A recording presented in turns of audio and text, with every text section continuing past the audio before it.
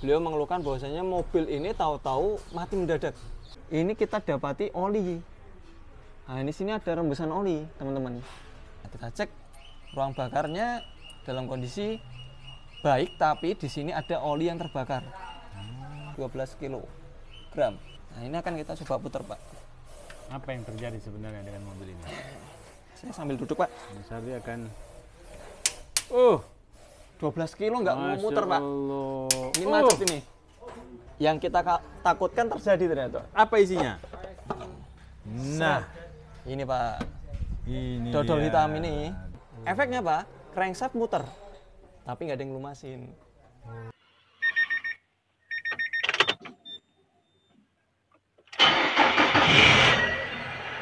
Assalamualaikum warahmatullahi wabarakatuh, Sobat AHpedia dimanapun berada. Apa kabar Anda di siang hari ini? Masih di Yogyakarta, bengkel AHA Motor yang tidak jauh dari pusat kota Yogyakarta. Informasi kita kali ini sangat menarik dan mudah-mudahan menjadi tren topik di YouTube karena beberapa kali video kita menceritakan tentang pentingnya untuk memperhatikan oli mesin. Nah, ini ada kasus yang belum pernah kita angkat karena memang ada contohnya dan bisa langsung dilihat apakah benar oli yang telat itu bisa membuat mesin rusak. Ini ada buktinya. Baik, jangan skip dulu video ini, tonton sampai selesai. Kita cari dulu narasumbernya, Mas Hardi. Kita coba cari Mas Hardi. Beliau di mana? Nah, itu dia. Tapi bajunya kok jadi oranye ya? Assalamualaikum Mas Hardi. Waalaikumsalam warahmatullahi wabarakatuh, Pak Taufik dan juga Sobat AHpedia. Gimana kabar, Pak? Alhamdulillah Mas Hardi. Ini dari partai mana Mas? Oren-oren? Ini partai orange itu apa ya? Orange juice. Orange juice. Oke Mas Hardi, tadi Mas Hardi kan telepon saya nih. Saya kan lagi asik-asik nih. Apa tuh, Pak? Ngasih kapan tuh? Asik ngedit maksudnya kan? Oh iya. Asik ngedit. Nah, ada cerita baik nih untuk Sobat AHpedia ya. Oh iya, Pak, bener, Pak. Nah, alhamdulillah sekarang sudah ada di bengkel AHA Motor dan kita coba tanya apa sih yang menarik dan harus kita bagi ke Sobat AHpedia. Nah, kemarin kita kan sudah syuting, Pak, masalah oli. Kapan harus ganti? Benar. Kapan harus ganti? Kapan? 6 bulan. 6 bulan ya. 6 bulan. Itu kalau 6 bulan itu berarti 1 bulannya nyelengin 100.000 ya. 100.000, 600.000. Misalnya 6 bulan itu ada 600.000 misalnya. Betul. Ya anggap aja nggak nyampe 600.000 sebenarnya kalau mobil kecil yang cc 1.500. Oke. Tergantung kapasitas olinya. Ya. Kayak gitu. Nah, ini kita baru aja semalam, Pak, ditelepon sama pemilik kendaraan. Jadi mobilnya Grand Livina, beliau mengeluhkan bahwasanya mobil ini tahu-tahu mati mendadak. Kemudian di starter sama sekali tidak mau, cuma cetek ya gitu doang. Tapi dia nggak mau gerak sama sekali. Akhirnya karena sudah malam ya, dan kita juga nggak ada tim yang 24 jam, customer meminta supaya merekomendasikan derek mana yang bisa dilakukan untuk menderek mobil ini. Maka kita berikan nomor dereknya Mas Gatot. Nah, kemudian dari Mas Gatot sendiri langsung menderek mobil ini, kemudian membawa ke bengkel AHA Motor Jogja. Nah, ketika kita cek sampai ke sini, memang kita cek aki dalam kondisi bagus kan biasanya kalau starter nggak bisa tuh aki. Betul. Terus yang Aki kedua ya? starternya. Starter ya. Ternyata arus sampai ke starter dan kita kira solenoidnya, Pak, kan biasanya kadang-kadang kan dia kan arus masuk ke sana tapi solenoidnya nggak respon. Begitu dilangsung, nah itu mau. Nah, ini ada yang aneh nih. Begitu kita curiga di mesin. Wah, jangan-jangan mesin ada yang ngunci. Mungkinkah kompresornya, kan kompresor kan biasanya dia magnet AC atau puli AC-nya itu dia macet. Dikarenakan bearingnya dia sudah ambrol. Akhirnya dia menjadi macet. Nah, ini kita lepas fan belt untuk memastikan. Fan belt kita lepas, ini udah kita lepas, Pak, dan ini di sini ada alternator. Ini kan alternator ini kalau kita putar mau ya. Kemudian di bawahnya sini ada water pump. Kemudian di bawahnya lagi sini ada tensioner. Itu semuanya muter. Kalau kompresor di sini, Pak Taufik. Nah, Pak Taufik kesini aja, Pak. Nah, ini kompresor, ini dia pun juga mau muter ya. Nah, begitu kita ngecek kompresor, di sini ada oli. Kok ini ada oli, gitu kan? Ada oli. Kemudian di kolong sini, ini saya ngolong, Pak. Coba, Pak, sini, Pak. Ya. Nah, di kolong sini, ini kita dapati oli. Nah, ini sini ada rembesan oli, teman-teman. Nah, kita curiga nih, kenapa kok ada oli di sektor cover timing dan juga antara transmisi dan juga mesin. Nah, begitu kita mau ngecek item ini, Pak, ini adalah puli utama, ini nggak bisa diputar ternyata. Wow. Wah, kita curiga apa jangan-jangan ada sesuatu yang masuk di ruang bakar. Sesuatu yang masuk ruang bakar itu mungkin kap baut atau apapun lah, everything bisa masuk ke sana. Nah, ini kita cek di sini, busi kita lepas, Pak. Lepas busi semua. Nah, ini busi udah kita lepas semua, empatnya. Nah, kita cek ruang bakarnya dalam kondisi baik, tapi di sini ada oli yang terbakar. Nah, ini kan oli yang terbakar, Pak. Ini ngupil dia ya, sampai ngupil. Hitam ya? Ya, ngupil hitam nih. Jadi di silinder 2 dan juga 3 ini ada ngupil. Nah, begitu kita intip di sini nggak ada serpihan. Wah, ini ada apa nih? Nah, kita langsung lakukan yang namanya pemutaran ini, Pak. Video. Pemutaran crankshaft. Oh, ini puli utama tadi ya? Puli utama ini. Ini ya, Pak ya. Ini coba kita putar pakai apa namanya, kunci 19-an, itu dia nggak mau muter, Pak. Macet ternyata. Macet, sobat APD. Nah, ini akan kita buktikan ya, Pak ya. Di sini kita sudah ada kuncinya ukuran 19. Ini saya pakai momen ya, supaya biar tahu bahwasanya seberapa dia kekencangannya. Jangan-jangan cuman acting doang. Iya. Kan? Nah, Nah, berapa ini kilo Mas nih? Ini akan ini kan baru 11,5 ya. Ini saya putar ke 12. 12 kilo itu adalah kita momen untuk pengencangan baut roda, Pak. Kencang Mur roda itu. ya. Mur roda. Lumayan kencang. Nah, ini 12 kilo, teman-teman. Ini kita setting 12 kilo ini. Ini adalah 12 kilogram. Oke. Oke. Ini kita 12 kilo. Kita coba lihat Nah, ini akan kita coba putar, Pak. apa yang terjadi sebenarnya dengan mobil ini. Saya sambil duduk, Pak. Mas Ardi akan 12 kilo nggak mau Masya muter, Pak. Allah. Ini macet ini. Ngunci ya? Ngunci. Kita pernah bikin video yang Pak Taufik ingat, Evalia, yang kasusnya seperti ini. Itu dikarenakan apa? Karena dia crankshaftnya macet. Kenapa crankshaftnya macet? Kita coba analisa, Pak. Oke. Di sini kan ada rocker cover. Ini sebenarnya kalau kita buka ditutupnya sini, seret, kemudian kita intip. Di sini, Pak. Kira-kira apa, Pak, isinya? Lumpur, Pak. Atau sludge ya, yang kita sebut sebagai oli yang terlambat diganti. Nah, kenapa kemarin kita buat video kenapa harus 6 bulan? Yang kita takutkan terjadi ternyata. Dan Selang akhirnya, beberapa hari kita bikin video, benar. ternyata ada Baru beberapa hari yang kasus. lalu. Nah, kita lihat nih Sobat APD. Apa isinya? Nah, ini, Pak. ini Dodol dia. hitam ini. Dodol aspal. Ya, ini adalah penyebab utama kenapa di bawah sana macet. Singkat kisahnya adalah seperti ini. Nah, sebenarnya di area-area sini, Pak, ini dia ada lubang-lubang pelumasan. Lubang-lubang pelumasan itu kecil, Pak. Ya mungkin secara mili itu cuma seukuran baut 10 ya. Seukuran baut 10 itu kurang lebih 3-5 mili. Kecil sekali segini. Nah, ini kalau 3-5 mili ini tersumbat oleh yang namanya ini, Pak. Ini. Nah, itu dia mengakibatkan buntu. Jadi kita harus tahu bahwa proses sirkulasi oli itu adalah dari bawah. Dari pompa, bawah. Kita ke ini kali ya, mesin kali ya. Ada mesin ya? Oh, ada. Oke, ayo. Yang Nih, mesin Sobat eksternal APD, ini hasilnya apabila jarang ganti oli dan telat ganti oli. Ya. Nah, ini kita kasih lihat ke Sobat APD ya. Lubang oli ya, Mas ya? Nah, seperti apa sih? Nah, ini, Pak. Jadi, nah, ini di sini ada jalur utama oli. Jalur utama oli itu ini segini, Pak. Ini Besar ya? Ya, ini jalur utamanya. Tapi jalur-jalur yang subnya, ini kaki ternyata, Pak. Oh, Keinjek iya, maksan dia, diem aja dulu. Suruh pakai sepatu, nggak pakai sepatu sih dia. Sepertinya nggak ada suaranya, Pak. Nah, ini, Pak, ini adalah ruang karter ya. Ruang Nah, karter bawah itu ya? di sini sebenarnya dia ada sejenis, nah ini aja nih. Tabung. Nah, Apa ini. nih? Oh, nih. Ini, Pak. Nah, ini ruang oli sebenarnya.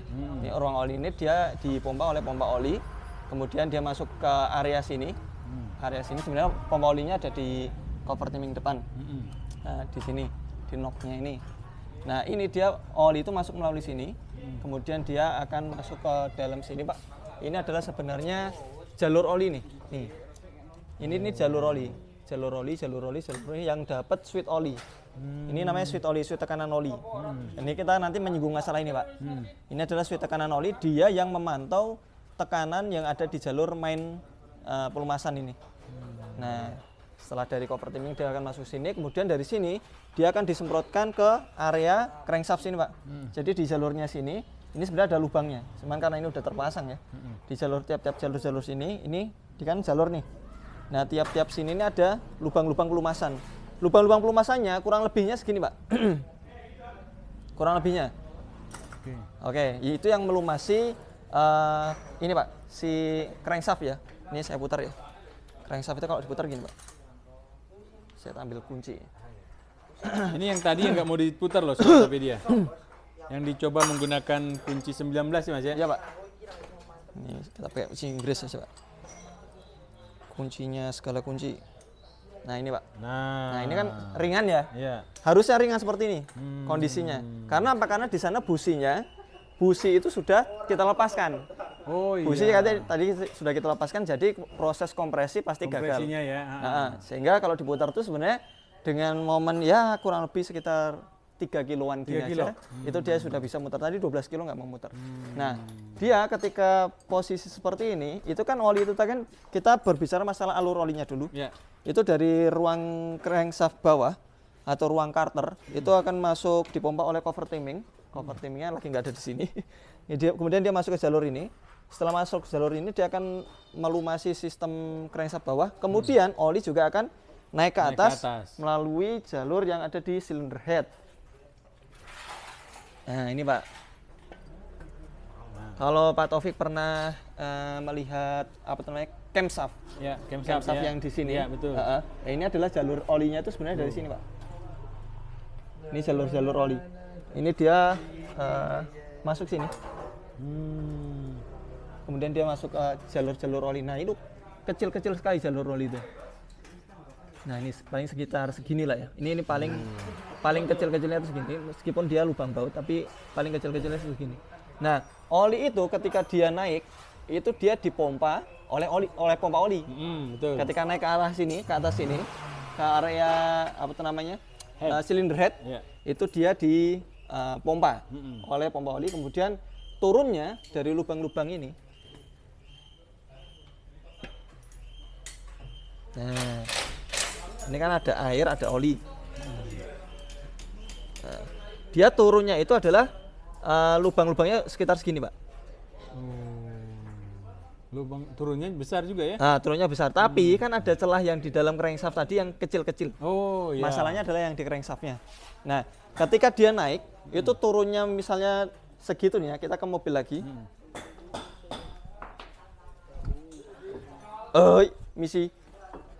Misi Mas.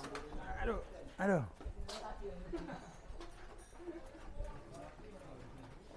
Nah ini Pak, ketika oli ini tadi naik ke atas, kemudian dia kan misalnya kapasitasnya 3 literan ya. 3 liter itu tadi naik ke atas. Nah yang di atas ini lubang-lubang kembalinya oli turun itu dia tersumbat oleh model-model beginian Pak. Ini. Nah selat seperti ini, maka dia olinya telat turun. Telat turun. Akhirnya di bawah crankshaft tadi yang kita sebutkan itu menjadi kurang ya. Nah, kalau kurang maka indikator oli seharusnya nyala. Mobil ini bagaimana? Nyala seharusnya nyala. Cuman kan kita kan menanyain customer kan nggak semua orang itu ketika dia bawa mobil melihat indikator oli yang ada di speedo. Kayak gitu. Itu seharusnya nyala. Jadi yang switch tadi Pak yang saya sebutkan yang ada berada di jalur main switch main oli di lane-nya oli itu tadi dia membaca ketika dia tekanannya kurang maka dia akan on. Ketika dia on maka yang terjadi adalah nyala. Makanya kalau kita kunci kotak kita on kan itu dia indikator olinya nyala. Karena apa? Karena nggak ada tekanan. Ketika dia di starter ada tekanan mati. Nah ketika dia oli itu tadi mampu naik sementara dia turunnya telat, itu mengakibatkan yang namanya on, nyala. Karena apa? Di bawah sana tidak ada tekanan, olinya juga kurang. Efeknya apa? Crankshaft muter, tapi nggak ada yang lumasin. Itulah ketika dia nggak ada yang ngelumasin, akhirnya mesin ini ngunci Pak Taufik. Ketika dia sudah paling nggak gini, belum ngunci dulu. Jadi ada yang namanya metal Pak. Metal ya. Metalnya itu dia ngegulung biasanya. Ketika dia udah haus nggak ada pelumasan, akhirnya ngegulung. Panas karena, ya, saking panas ya. Karena saking panasnya semakin tipis. Karena haus akhirnya tergulung. Ketika dia tergulung, dua ini jadi satu biasanya. Kan metal kan seperti ini. Ketika dia semakin tipis, dia ikut terbawa oleh crankshaft motor, akhirnya macet. Nah, kalau udah macet seperti ini, di bawah sini kita momen 12 kilo pun juga dia tidak mampu mutar. Kecuali nanti udah dibongkar, dilepas baut pengikat ininya, metalnya. Nah, dia akan bisa mutar crankshaft seperti itu. Baik. Nah, Mas Ardi, saya pengen lihat. Ini sebenarnya kalau kita tarik apa namanya? Dipstick. Dipstick. Oh ya. Ini masih ada nggak sih? Masih. Ini masih ada. Tuh, sobat Apedia. Dipstick Jadi, mana, Mas? jangan terkecoh ya. Dipstick. Jangan terkecoh, oli masih ada gitu ya? Ya, ini, tuh, di antara tanda-tanda slash itu adalah ini Pak. Kalau kita buka dipstick, ada sesuatu yang hitam dan juga menggumpal di dipstick. Ini adalah sebenarnya gambaran di dalamnya. Karena apa? Dia posisinya gini Pak. Ya. Nah, ini kita masukkan, kita buka. Oli itu sampai sini. Dia itu sampai H. Olinya masih ada sampai H. Olinya masih ada sampai H. Tapi itu tadi kita jelaskan bahwasanya dia itu mampu terpompa ke atas karena ada sumbatan, turunnya lama. Itu dia. Akhirnya telat. Nah, akhirnya begitu telat ya dia pasti akan nyala. Kayak gitu. Atau mungkin dia kondisinya itu turunnya juga cepat, Pak. Cuma lubang yang masuk ke crankshaftnya itu tersumbat.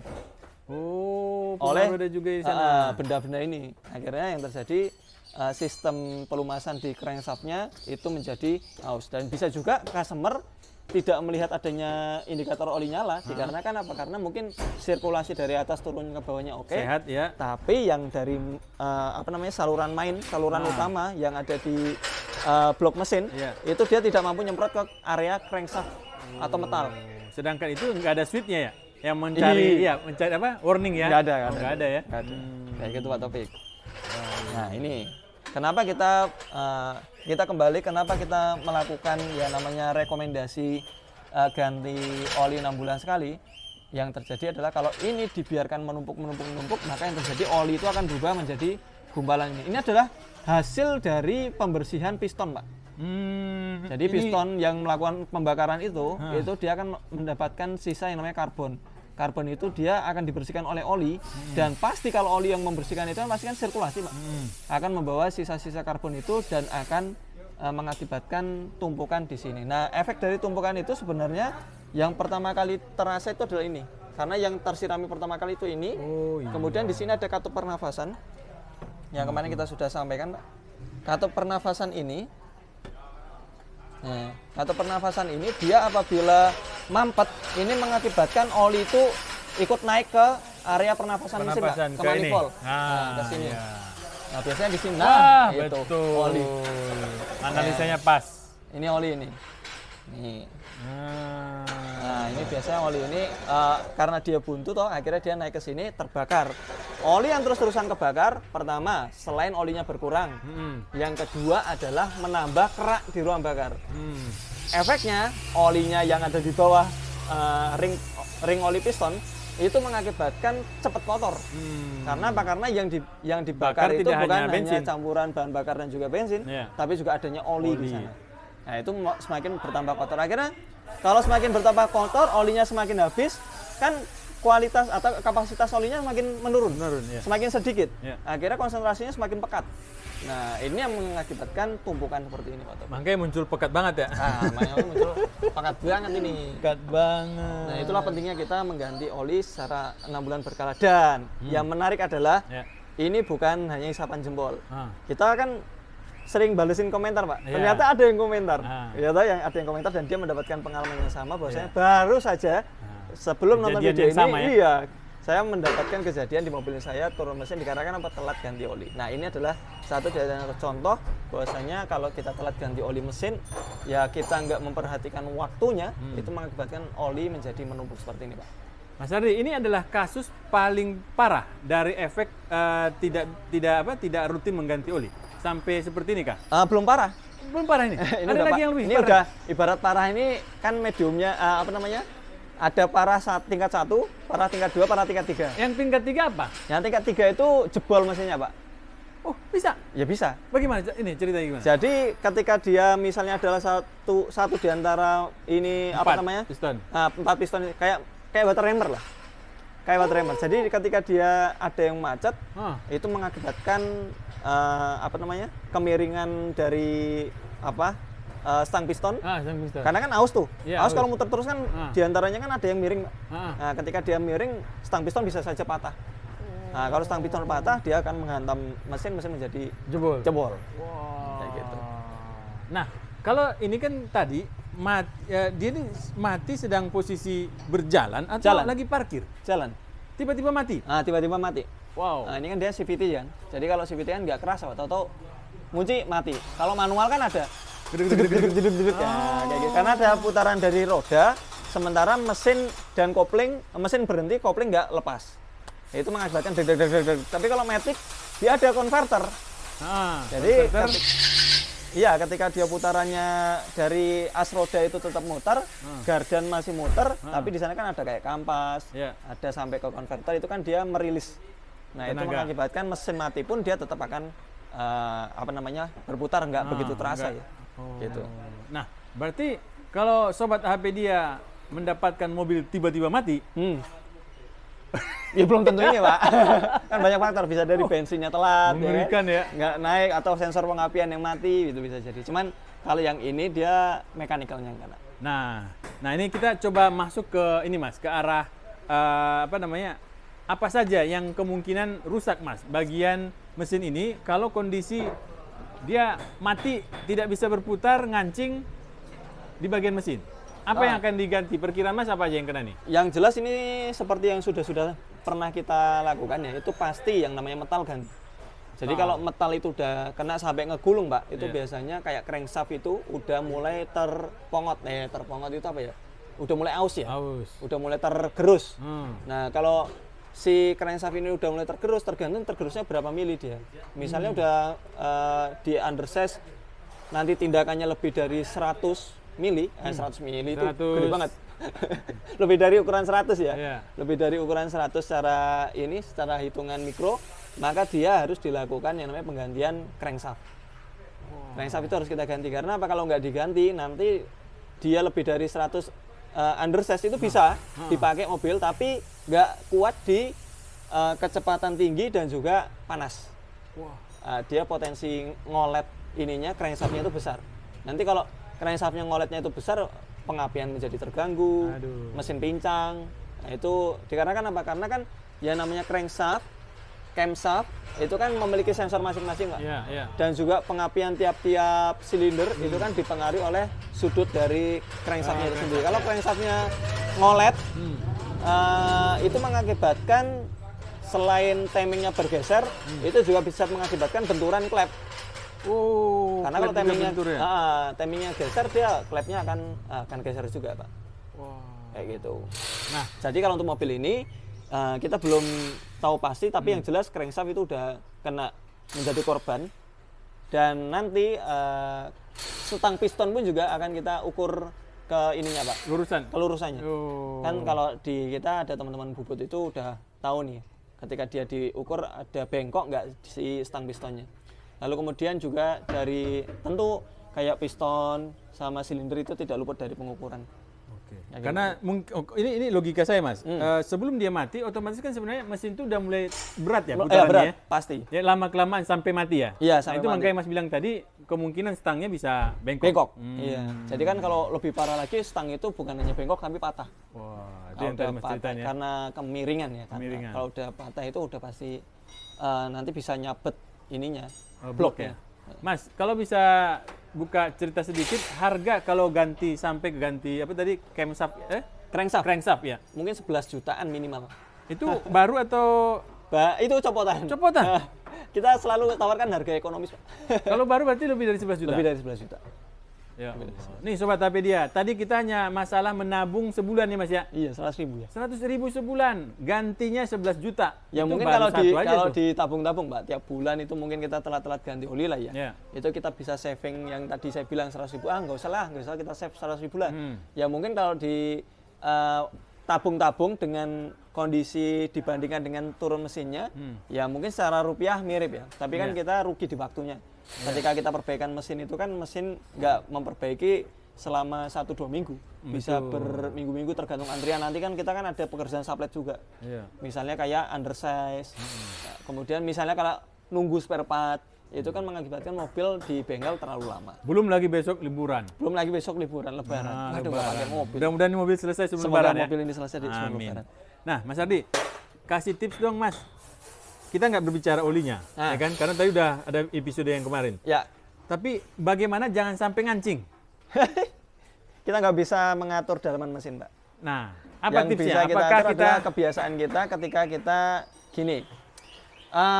Ada beberapa ini ya, ada yang beberapa kasus yang kita temukan di kehidupan nyata. Ya. Bahwasanya pertama, ganti oli mesin telat. Ya. Kedua, mungkin dia nggak telat secara ngecek oli mesinnya, tapi dia selalu mempunyai kebiasaan kalau oli mesin kurang ditambah. Oh ya, kemarin tuh. Nah. Tambah oli atau ganti oli? Ya, ketika dia melakukan penggantian oli mesin, dia mungkin termakan oleh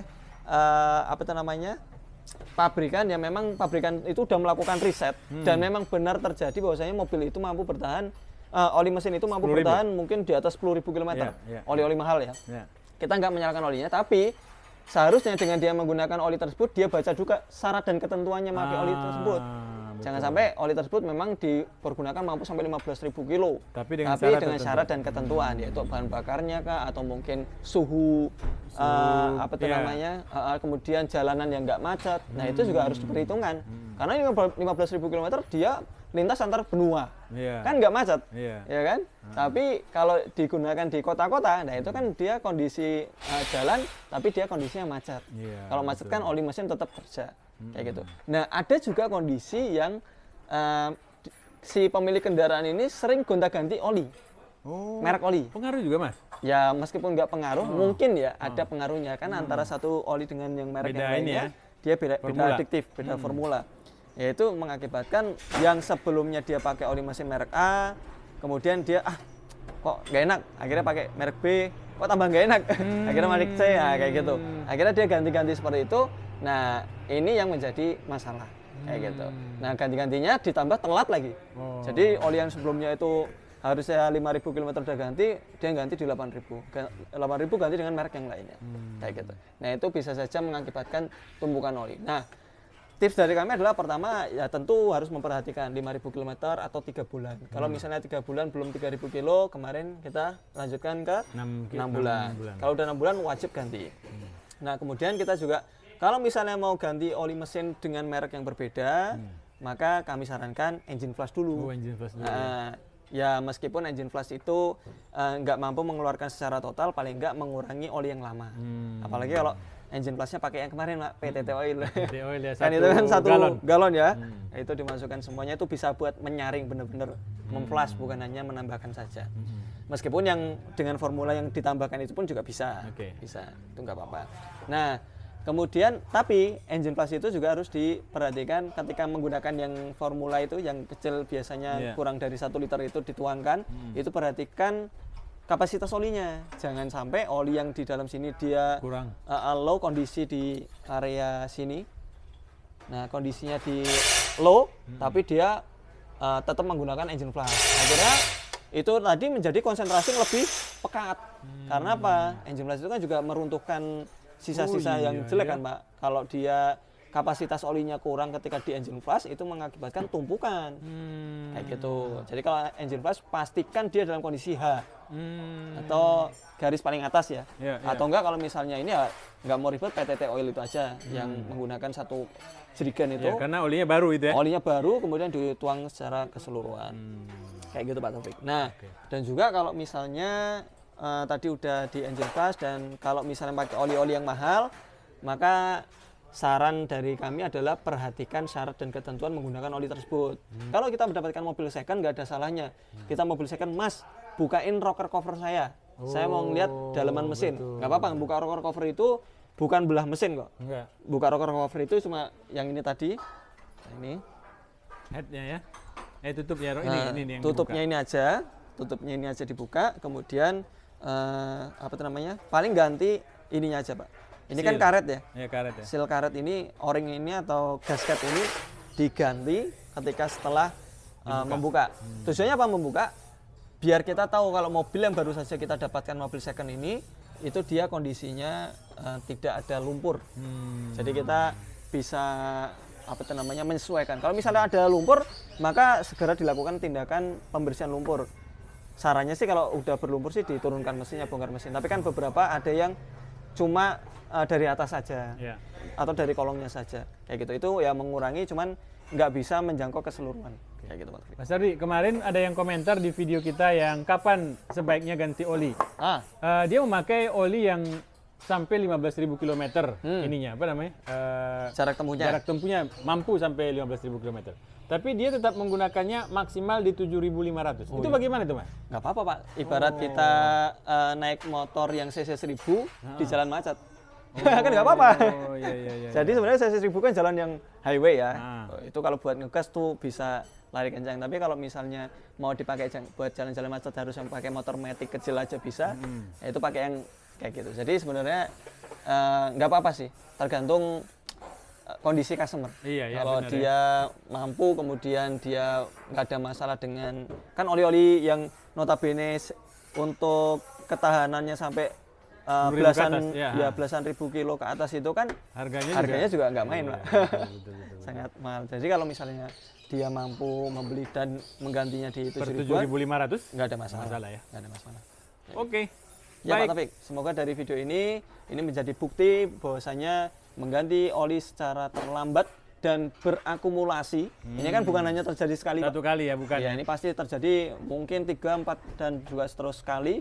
Itu mengakibatkan tumpukan seperti ini dan efeknya adalah mobil sampai mogok, dan ini terjadi di mobil ini dan dulu kita pernah nemui sebelumnya. Seperti itu. Semoga video ini bermanfaat. Assalamualaikum warahmatullahi wabarakatuh. Waalaikumsalam warahmatullahi wabarakatuh.